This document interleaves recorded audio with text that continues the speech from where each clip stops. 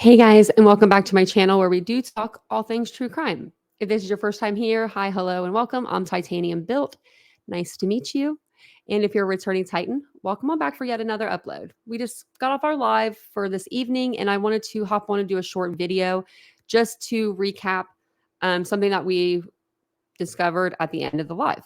So we were talking about the three men from Kansas City that were found frozen in their friend's backyard on January 9th. We were discussing their case, Ricky Johnson, Clayton McGinney, and David Harrington. So when we were discussing their case, a new segment of Kumo came out on News Nation, and we were discussing that. We watched it, and we heard some pretty crazy information. So I'm going to go ahead and play this for you guys. But they are saying in here that David, that was found on the back porch by Clayton's fiance, was sitting in a lawn chair. So he was sitting in the upright position when she found him. I'm assuming covered in snow. Then the other two men were found in the yard. We don't know if they were sitting up, laying down. We don't know the position of them, but we do know that David was sitting in a lawn chair. So how did Jordan not see him now? Before I was like, okay, maybe, three people, snow, I'm trying to give the guy some credit here, but how do you not see a large man on your back porch, frozen solid? Let me know what you guys think about this in the comments below.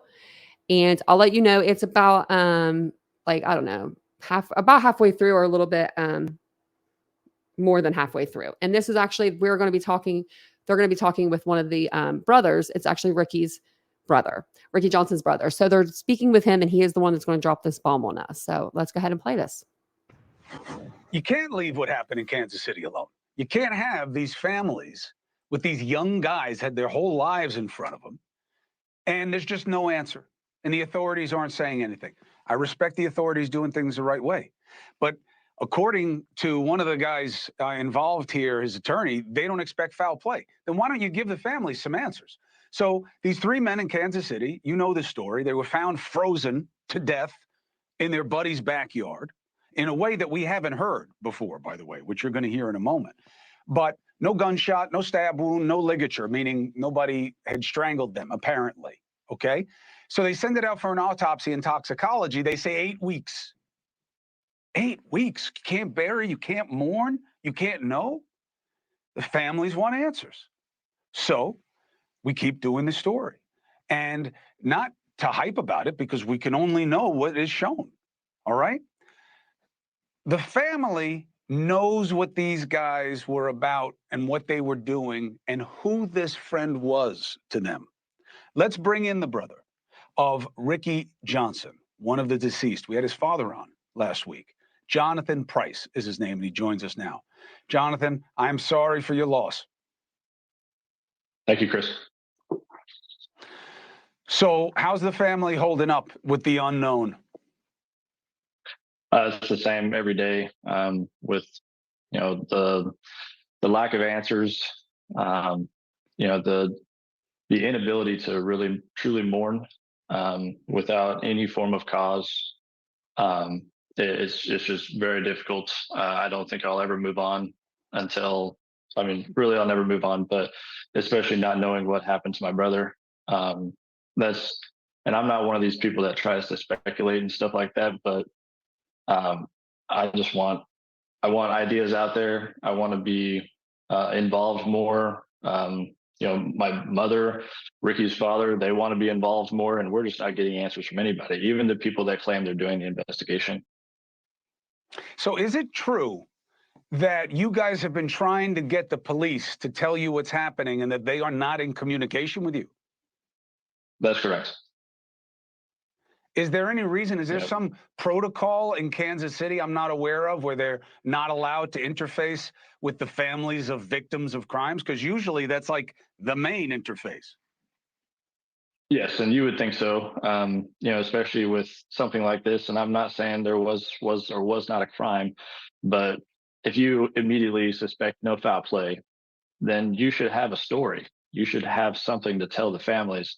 And for no one to hear anything, that doesn't make any sense. And I think that's one of the main reasons why this is getting so big. So, two things that you've said that I haven't heard before. One, you seem to know something about where these men were found that I haven't heard. What information do you have about specifically where they were in the backyard and how they were Here situated? it is. Well, I don't have firsthand knowledge, but I have heard, because as being a brother, I'm looking at everything. I'm looking at everything anybody posts, whether it's information I feel is useful or information I don't feel is useful. But information I did Well, find you also know who found them, was right? I mean, they were found. They were found Yeah. by an extended family member. So you guys are in contact. So go ahead, tell the audience.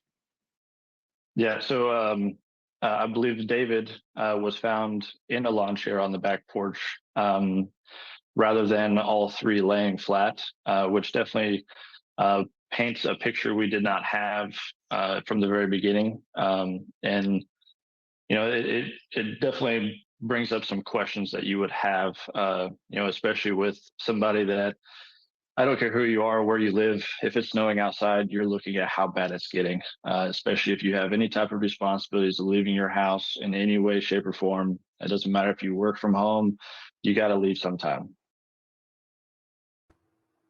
I agree. I totally agree.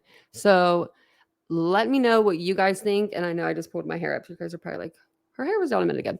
But thank you guys for being here tonight. Let me know what you guys think of this case in the comment section below. We are doing nightly lives. We always do, but we are doing lives over this case and many, many others.